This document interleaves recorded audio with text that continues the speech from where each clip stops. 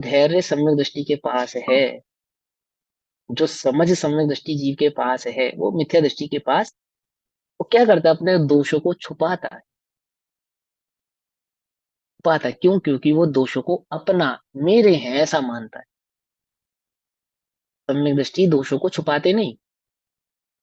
नहीं छुपाते, क्यों नहीं छुपाते? मेरे हैं ऐसा अनुभव होता ही नहीं।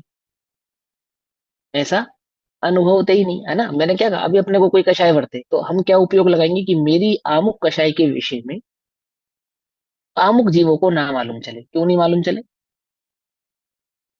क्यों नहीं मालूम चले? कि वो मेरे बारे में क्या सोचेंगे, वस्तु स्वरूप क्या कहता है, उसका कोई विचार नहीं है।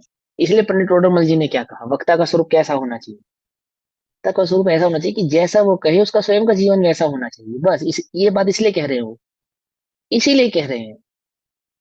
या तो वो उसकी कषाय इतनी मंद हो, उसका इतना धैर्य हो कि उसको कुछ छुपाना ना पड़े।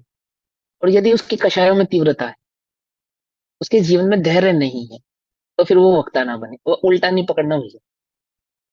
या तो पहले कषाय जीते फिर वक्ता बने, ताकि कुछ छुपाना ना पड़े, है ना।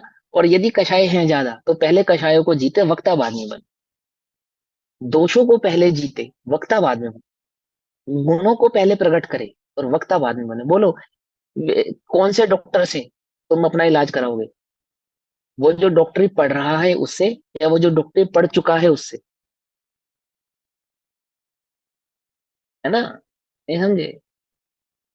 हम अंधे डॉक्टर के पास आंख का इलाज कराने गए। किसके पास गए? अंधे डॉक्टर के पास। क्या कराने गए? आंख का इलाज। जो हो गया भैया। मैंने, जो स्वयं अंधा है वो हमारी आंखें कैसे ठीक करेगा? ये तो सीधा सा प्रश्न उठेगा ना। सीधा सा प्रश्न उठेगा ना, ये तो सीधा सा तर्क है ना। तो इसलिए वो कह रहे हैं कि वक्ता किसे कहना, ये आमुक आमुक गुण जिनमें प्रकट होते हैं उन्हें वक्ता कहते हैं। अब हम दोषों को मिटाना नहीं चाहते और पद ग्रहण करना चाहते हैं। तो जैसे मुनिपना बिना सम्यक आदि के वीतराग भाव के प्रकट नहीं होता, उसी प्रकार वक्तापना भी बिना कषायों को जीते, बिना आचरण उच्च आचरण किए वक्तापना प्रकट नहीं होता। कुछ बात पकड़ में आई? ये नहीं पकड़ में आई? वो भी पद है, जैसे मुनि पद है ऐसे वक्ता भी एक पद है, ऐसे श्रावक भी एक पद है। श्रावक कब होगा? कि आमुक आमुक प्रकार के दोष नहीं करे, अमुक अमुक प्रकार के दोष जीवन में नहीं हो, तो श्रावक है।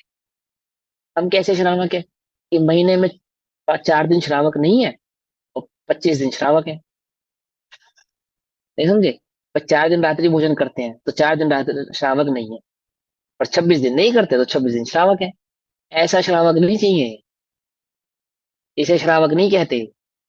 कि 4 दिन तुमने रात्रि भोजन नहीं किया, 4 दिन तुमने प्याज नहीं खाया, 4 दिन तुमने आलू नहीं खाया, तो तुम श्रावक हो गए। अरे भैया, जिसके जीवन में दोष नहीं है उस पर, वो जो श्रावक के जीवन में दोष नहीं होना चाहिए, वो दोष जिसके जीवन में नहीं, वो श्रावक पद पर शोभित होता है।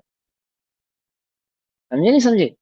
ऐसे जैसे मुनि पद कैसा, कि सुबह तक तो मुनि है, शाम को थोड़ी बहुत गलती हो गई, फिर अगले दिन मुनि हो गए, फिर थोड़ी बहुत गलती हो गई, फिर मुनि हो गए। ऐसे ऐसे मुनिपना शोभता है क्या?